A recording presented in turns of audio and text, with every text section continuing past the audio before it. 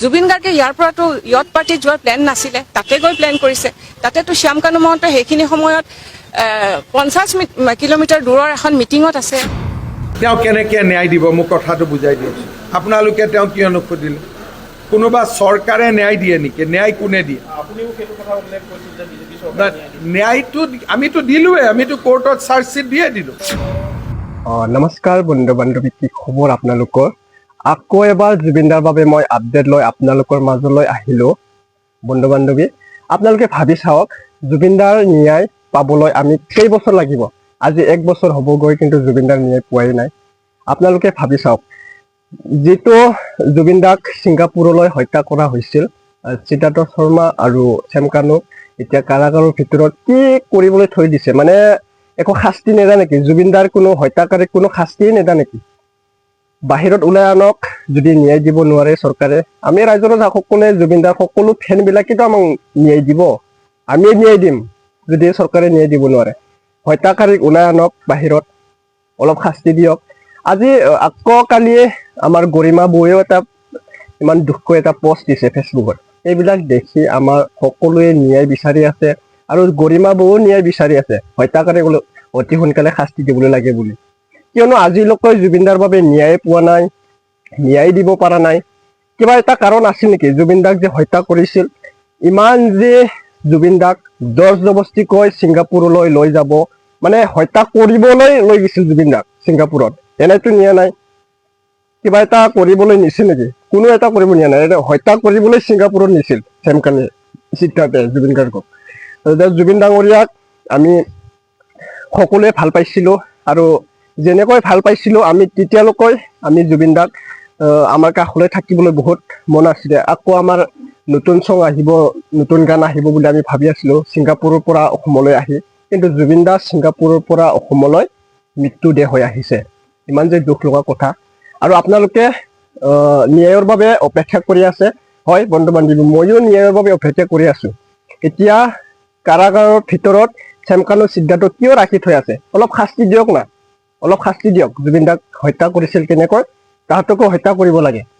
এতিয়া কোৰ্টত এটা বিচাৰ চলি আছে, জুবিনদাক কেতিয়া ন্যায় দিব, শ্যাম কানুক কি শাস্তি দিব, এতিয়া আপোনালোকে নিউজত অতি সোনকালে দেখিব। এতিয়া চাই ল'ব, মই এটা আপডেট লৈ আহিলোঁ আপোনালোকৰ মাজত। ঠিক আছে বন্ধু বান্ধৱী, চাই লোৱা, ভিডিঅ'টো সম্পূৰ্ণকৈ চাই ল'লে গম পাব। আৰু যদি জুবিনদাৰ ডাঙৰ ফেন হয়, এটা লাইক কৰি দিব, চেনেলটো ছাবস্ক্ৰাইব কৰি দিব। তো পোনপ্ৰথমে মোৰ চেনেলত স্বাগতম জনালোঁ। যদি চেনেলত নতুনবাৰ আহিছে ছাবস্ক্ৰাইব কৰি ল'ব। আৰু কোনটো ডিষ্ট্ৰিক্টৰ পৰা আপোনালোকে মোৰ ভিডিঅ'টো চাই আছা অলপ কমেণ্ট কৰি জনাব দেই বন্ধু বান্ধৱীসকল, কোনটো ডিষ্ট্ৰিক্টৰ পৰা মোৰ ভিডিঅ' চাই আছা। তো থেংক ইউ ছ' মাছ 1 লাখ কৰাৰ বাবে। ছাবস্ক্ৰাইবটো চাই ল'ব, গৰম বহুত। তেওঁ কেনেকৈ ন্যায় দিব মোক কথাটো বুজাই দিয়কচোন। আপোনালোকে তেওঁ কিয় নুসুধিলে?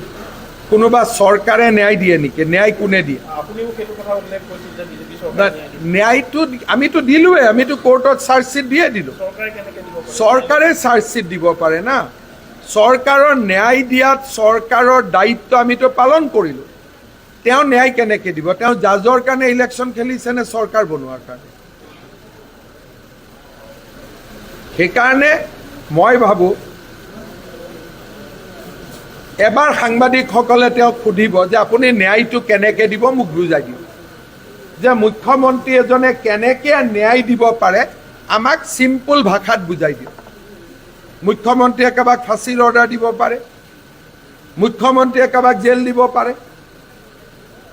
তাৰমানে আজি কংগ্ৰেছে কি কৈছে যে আমাৰ হাইকোৰ্টৰ ওপৰত আস্থা নাই, আমাৰ জাজৰ ওপৰত আস্থা নাই, আমি নিজে ন্যায় দিম। এইটো কেনেকৈ ন্যায় দিয়ে? তেনেকৈ যদি ন্যায় দিব পাৰিলেহেঁতেন, মোৰ লিষ্টত কিমান আছে মই ন্যায় দিয়ে দিলোঁহেঁতেন। আমিতো ন্যায় তেনেকৈ দিব নোৱাৰোঁ। ন্যায় যদি মুখ্যমন্ত্ৰীয়ে ন্যায় দিব পাৰিলেহেঁতেন, যাকে বেয়া পায় তাকে ন্যায় দি দিলেহেঁতেন। আমাৰ গণতন্ত্ৰত ন্যায় দিয়াৰ অধিকাৰ অকল জাজৰ আছে। সেইকাৰণে তেওঁলোকে ইলেকশ্যনত এই দুখদায়ক ঘটনাটোক লৈ ৰাজনীতি কৰিব নালাগে, আৰু সেইকাৰণে আমি ইলেকশ্যনত এই কথাটোৰ পৰা আমি দূৰত আছোঁ। আজি কেছটো অনাৰেবল জাষ্টিছ মিতালী ঠাকুৰীয়া মেডামৰ কোৰ্টত উঠিছে, কাৰণ 1 নম্বৰ আইটেম হিচাপে তেতিয়া তেওঁলোকৰ উকিল কেলকাতাৰ পৰা ভিজিট আছিল, মানে ভিডিঅ' কনফাৰেন্সিং কলত এইটো হৈছিল। তো তেওঁ ক'লে যে কিছুমান নতুন ডকুমেণ্টছ আৰু কিবা ছাবমিট কৰিব লগা আছে, তেওঁ এফিডেভিট ফাইল কৰিব বিচাৰিছে। সেই মৰ্মে কোৰ্টে 18 তাৰিখটো দিলে for his filing of affidavit, additional affidavit, যি কাগজ তথ্য দিব খুজিছে সেইখিনি তেওঁক পাৰ্মিশ্যন দিলে। তো আমাৰ আজি ষ্টেটৰ হয় মহা অধিবক্তা দেৱজিৎ শইকীয়া ডাঙৰীয়াও এপিয়াৰ হ'ল। তেওঁ ক'লে ঠিক আছে, আমি কাগজখিনি যদি পাওঁ তেতিয়াহ'লে গোটেইখিনি আমি আগে চাই ল'ম, তাৰপিছত যদি আমি অবজেকশ্যন দিব লাগে আমি কিন্তু অবজেকশ্যনৰ এটা সময় ল'ম। সেই মৰ্মে 22 তাৰিখেহে কেছটো ফিক্স কৰিছে for filing or going for a hearing date. তাৰপিছত যেতিয়া 22 তাৰিখে প্ৰথম শুনানিটো হ'ব এই বেলত, তো এইখিনি অনাৰেবল কোৰ্টে ডিচাইড কৰিব দেৰ after. In the main time আমি সেইটো পইণ্ট আউট কৰিছিলোঁ যে 26 তাৰিখে চাৰ্জ হিয়াৰিঙৰ অৰ্ডাৰ আছে, যদি ডিচাৰ্জ হৈ যায় তে এইখন বেল পিটিশ্যন ইনফ্ৰাষ্ট্ৰাকচাৰ হ'ব। তো সেইকাৰণে এই 26 তাৰিখৰ পিছতহে কেছটো ল'ব লাগে, বেল হিয়াৰিংটো 26 তাৰিখৰ পিছত হ'ব লাগে বুলি আমি আমাৰ ফালৰ পৰা দেখাইছিলোঁ। কিন্তু যিহেতু বেল মেটাৰ এটা একিউজডৰো ৰাইট আছে, সেইকাৰণে কোৰ্টে দুই পক্ষৰ কাৰণে চাব লাগিব। তো সেইকাৰণে কোৰ্টে ক'লে নহয় ডিলে হৈ যাব, তো will take it up on the 22nd। তো আল্টিমেটলি এতিয়া দিনটো ধাৰ্য হ'ল 22 তাৰিখ। এইখিনি সময়ত হেৰি দিয়া নাই নেকি কেছ ডায়েৰী বা কিবা তেনেকুৱা তদন্ত? নহয়, ফাৰ্ষ্ট যেতিয়া আমাৰ এইটো অনাৰেবল হাইকোৰ্টত কেছৰ ষ্টেজটো হ'ল প্ৰথম মোশ্যন ষ্টেজ। মোশ্যন ষ্টেজত কি হয়, কোৰ্টে নোচোৱাকৈও ডাইৰেক্ট বেল দিব পাৰে কেছ সপক্ষে। কিন্তু এইটো যিহেতু এটা চেঞ্চিটিভ কেছ, তাতে ইমান মস্ত কেছ ডায়েৰী আছে, গোটেইখিনি কেছ ৰেকৰ্ড আছে মস্ত ডাঙৰ, আমি চবেই পঢ়িব লাগিব, কোৰ্টেও পঢ়িব লাগিব, কাৰণ কোৰ্টেতো এতিয়ালৈ একো দেখাই নাই না। তো আমি দুই পক্ষ দেখাম, কাৰণ আমিতো চাই থৈছোঁ অলৰেডি, ফ্লেগ মাৰ্ক কৰি থৈছোঁ, সেইখিনি সময় সপক্ষে আমি দেখাই দিম। তো সেইকাৰণে কোৰ্টে ক'লে আই হেভ টু অলছ' গ' থ্ৰু দ্য কেছ ৰেকৰ্ড। তো তেওঁলোকে চালি জাৰি চাইহে অৰ্ডাৰটো দিব। তো সেইকাৰণে 22 তাৰিখে এতিয়া শুনানি লয় নে আমাক অবজেকশ্যন ফাইল কৰিব দিয়ে সেইটো। জুবিন গাৰ্গে ইয়াৰ পৰাতো য়ট পাৰ্টিত যোৱাৰ প্লেন নাছিলে, তাতে গৈ প্লেন কৰিছে। তাতেতো শ্যাম কানু মহন্ত সেইখিনি সময়ত 50 কিলোমিটাৰ দূৰৰ এখন মিটিঙত আছে। তেওঁ ৰাতিপুৱালৈকেতো আমি গমেই নাপাওঁ যে তেওঁ তালৈকে যাব। নেগলিজেঞ্চ ক'ত হ'ল? তেওঁক আমি বিশ্বৰ দৰবাৰত প্ৰতিষ্ঠা কৰিব যোৱাটো জানো নেগলিজেঞ্চ হ'ব পাৰে? জুবিনে কিন্তু যোৱাৰ আগতে কৈ গৈছিলে যে মই যদি নাযাওঁ তেতিয়া এজনে ছুইচাইড কৰিব। সেইবোৰ কোনে কৈছে? নাই কোৱা। কাৰ আগত কৈছে? আপোনালোকৰ আগত জানো কিবা হেৰি আছে, প্ৰমাণ আছে এইটো কথা কোৱা? কিন্তু তাৰমানে জুবিনে কিমান ভাল পাইছিল তেওঁক, যে তেওঁ ছুইচাইড কৰাৰ ভয় খাইছিলে যদি কথাটো হয়। কিন্তু মই কেতিয়াও নাভাবোঁ জুবিনক কোনেও জোৰ জবৰদস্তি একো কাম কৰাব নোৱাৰে। জুবিন এনেকুৱা এজন সত্তা আছিল যে যি তেওঁ নিজে ভাবিছিল সেইটো কৰিব। তেওঁ যদি যাবৰ মন নাছিল, তেওঁ যদি এই 13 বছৰ ধৰি নৰ্থ ইষ্ট ফেষ্টিভেলক তেওঁ কেনেকুৱা কটকটীয়াকৈ তেওঁ এটা আমাক ছাপোৰ্ট কৰিছিল, তেওঁ নিজেই উদ্যুক্ত বুলি ভাবিছিলে। তেওঁ নিজে সদায় আমাৰ লগত আছিল। নহয়, শ্যাম কানু মহন্তৰ কাৰণে নহয়, তেওঁ কৈছিলে যে নৰ্থ ইষ্ট আৰু অসমৰ কালচাৰটো তেওঁ পৃথিৱীত প্ৰতিষ্ঠা কৰিবলৈ। তেওঁ গৈছিলে এইটো বুলি যে ভূপেন হাজৰিকাৰ 100 বছৰ যেতিয়া হ'ব, সেই ভূপেন হাজৰিকাৰ গান তাতে নাই।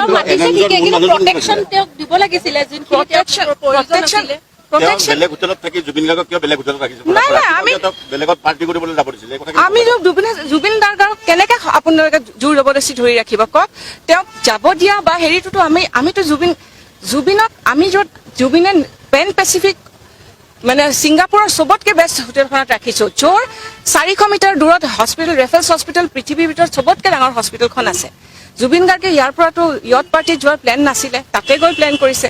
তাতেতো শ্যাম কানু মহন্ত সেইখিনি সময়ত 50 কিলোমিটাৰ দূৰৰ এখন মিটিঙত আছে। তেওঁ ৰাতিপুৱালৈকেতো আমি গমেই নাপাওঁ যে তেওঁ তালৈকে যাব। নেগলিজেঞ্চ ক'ত হ'ল? তেওঁক আমি বিশ্বৰ দৰবাৰত প্ৰতিষ্ঠা কৰিব যোৱাটো জানো নেগলিজেঞ্চ হ'ব পাৰে? জুবিনে কিন্তু যোৱাৰ আগতে কৈ গৈছিলে যে মই যদি নাযাওঁ তেতিয়া এজনে ছুইচাইড কৰিব। সেইবোৰ কোনে কৈছে? নাই কোৱা। কাৰ আগত কৈছে? আপোনালোকৰ আগত জানো কিবা হেৰি আছে, প্ৰমাণ আছে এইটো কথা কোৱা? কিন্তু তাৰমানে জুবিনে কিমান ভাল পাইছিল তেওঁক, যে তেওঁ ছুইচাইড কৰাৰ ভয় খাইছিলে যদি কথাটো হয়। কিন্তু মই কেতিয়াও নাভাবোঁ জুবিনক কোনেও জোৰ জবৰদস্তি একো কাম কৰাব নোৱাৰে। জুবিন এনেকুৱা এজন সত্তা আছিল যে যি তেওঁ নিজে ভাবিছিল সেইটো কৰিব। তেওঁ যদি যাবৰ মন নাছিল, তেওঁ যদি এই 13 বছৰ ধৰি নৰ্থ ইষ্ট ফেষ্টিভেলক তেওঁ কেনেকুৱা কটকটীয়াকৈ তেওঁ এটা আমাক ছাপোৰ্ট কৰিছিল, তেওঁ নিজেই উদ্যুক্ত বুলি ভাবিছিলে। তেওঁ নিজে সদায় আমাৰ লগত আছিল। নহয়, শ্যাম কানু মহন্তৰ কাৰণে নহয়, তেওঁ কৈছিলে যে নৰ্থ ইষ্ট আৰু অসমৰ কালচাৰটো তেওঁ পৃথিৱীত প্ৰতিষ্ঠা কৰিব লাগে তেওঁ গৈছিলে এইটো বুলি যে ভূপেন হাজৰিকাৰ 100 বছৰ যেতিয়া হ'ব সেই ভূপেন হাজৰিকাৰ গান তাতে তেওঁ মাতিছে ঠিকে কিন্তু প্ৰটেকশ্যন তেওঁক দিব লাগিছিলে যোনখিনি প্ৰটেকশ্যন তেওঁ বেলেগ হোটেলত থাকি জুবিন গাৰ্গক কিয় বেলেগ হোটেলত ৰাখিছে নাই, নাই, আমি- তেওঁক বেলেগত পাৰ্টি কৰিবলৈ যাব দিছিলে এই কথা আমি জুবিন গাৰ্গক কেনেকে আপোনালোকে জোৰ জবৰদস্তি ধৰি ৰাখিব কওক তেওঁক যাব দিয়া বা হেৰিটোতো আমিতো জুবিনক আমি য'ত জুবিনে পেন পেচিফিক মানে ছিংগাপুৰৰ চবতকে বেষ্ট হোটেলখনত ৰাখিছো য'ৰ 400 মিটাৰ দূৰত হস্পিটেল ৰেফাৰেন্স হস্পিটেল পৃথিৱীৰ ভিতৰত চবতকে ডাঙৰ হস্পিটেলখন আছে